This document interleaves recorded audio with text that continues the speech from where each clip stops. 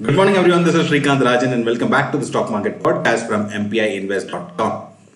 Coming to the market yesterday, the Nifty actually saw a big bearish day. In fact, more than the gains that was done day before yesterday, it fell yesterday. In fact, the market opened and from there a continuous sell-off till the end of the day. And we could see the market actually running close to 17,800, the major support that we had mentioned. But then there was some buying that came in at that point, and then we could see the market actually rising up and still closing above 17,900. So one important thing is, yes, the downside major support of 17,800 is not broken yet. That's a big conference inspiring thing. But then it is of course looking weak the way 18,000 is broken. So now 18,000 being broken multiple times, now it becomes not non-important support. So now 18,000 kind of will lose its importance for the time being, and 17,800 is the next major important support. So what happened yesterday? In fact, we could see a huge selling by FIs. FIs have sold for more than 2,200 crores, while the DIAs have continued to buy for almost 1,800 crores. So that means the FIs have been on a continuous selling spree since the new year.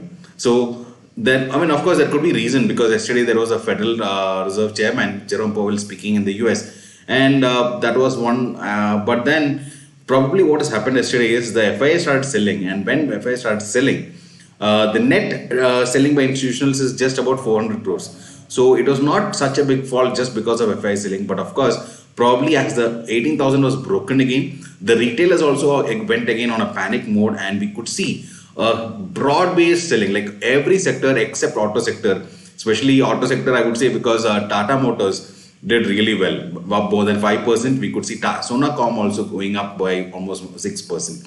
So yes, auto sector was only probably which closed in the green, but all other sectors, IT fell, but more than that, the banks fell.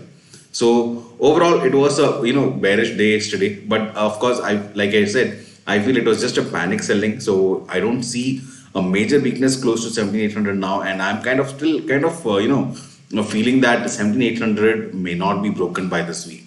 So that is my expectation, and of course my trades also are also based on that. Now on the higher level, the levels have actually come down from 18,500 to 18,300. So we'll be looking at a trading range of between 17,700 to 18,300 for this expiry. That's my expectation.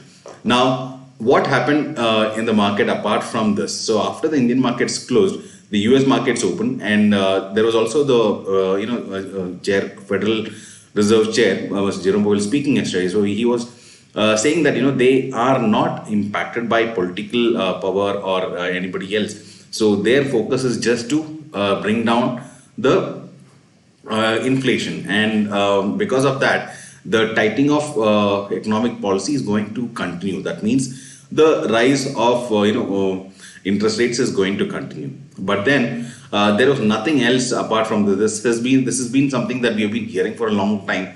So US markets kind of reacted or shrugged it off, I would say, and US markets continued to rise. Yesterday, all the US markets have actually closed in the green.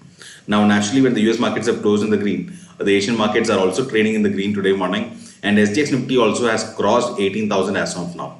So we are expecting a flat to slightly gap up opening today, which would of course give us some breathing, for some trades that we've taken yesterday. I'm sure that would give us some good profit as a market comes back. But then it's very important to watch these levels on the lower side, 17,800 on the lower side and the 18,200 on the higher side. So these would be major levels that I would be watching. So apart from that, if you look at stock specific news, I would say Tata Motors is again in news because they've completely taken over the Ford Sanand plant. So all that is over as of yesterday, and that will be their new production hub as well. So for those who don't know, this plant is very close to their existing nano plant in Gujarat, so Sanand. So it would be very easy for them to transport and also increase their production scalability. In fact, just for your information, the new Tata Pulse, right? So that has been like the small SUV that has actually recently come in as the one among the top 10 cars sold in India last month. So that means It is for the first time, probably, I don't remember when was the last time I saw a Tata car, probably Tiago came in at some point of time, but then this is the second car that is actually coming in to top 10 cars. So that's something really good, and Tata cheers continue. Of course, JLR sales have also gone up. Apart from that, if you look at some stock which I am actually looking at right now is, of course, I've added IndusInd Bank yesterday, and also Sonacom is now looking promising as their new investment also is going to give some bullishness. In fact, a lot of brokers have also upped the target for Sonacom, so probably we should start seeing some reversal there in Sonacom. So these are a few stocks which I would say are looking good. In fact, another stock which is actually doing good of late is, of course, Samvardhana Motherson, which has actually gone up by almost 12% in last 2-3 weeks. So that's something really good. So these are all stocks where we have our investment, so that would continue. And of course, one important stock that I'm watching right now is Titan. Titan has been falling continuously, and I would say, I'm just looking at an opportunity where I could add some more stock into my portfolio, because Titan is another amazing stock which I would consider for a long term. So these are important stocks I would be watching for now. And as discussed, whenever I buy something or sell something, of course, I share it in our community. And if you're not a part of the community, do join the community by visiting our website. Of course, all details are mentioned here in the scroll here. Either go to a website, or you can just send a WhatsApp message on our number, and my team will help you join the community free of cost.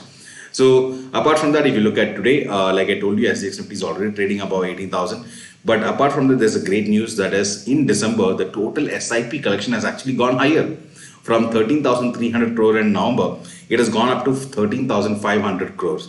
So that's something really amazing. And, of course, that shows the strength of the retailers in India and the confidence on the Indian stock market. And that's exactly something really good. In fact, more than 1 crore accounts were opened recently, and all these are actually adding fuel to the market right now. So even if there is a bearishness, this could be a temporary bearishness, and this was kind of expected, because we are expecting the union budget to come in by first week of Feb. So that is something which till when we could see the markets kind of consolidating in a range, and that's exactly what's happening right now. So I would say I am actually looking at adding good stocks whenever there's a fall. In fact, yesterday TCS was actually looking tempting, but then since it has just turned bearish and I'm already holding some good stocks, I kind of added the IT sector, but then yes, IT is actually looking tempting if you don't have it in your portfolio. So over a long period of time, this could be a good opportunity to buy for a long term.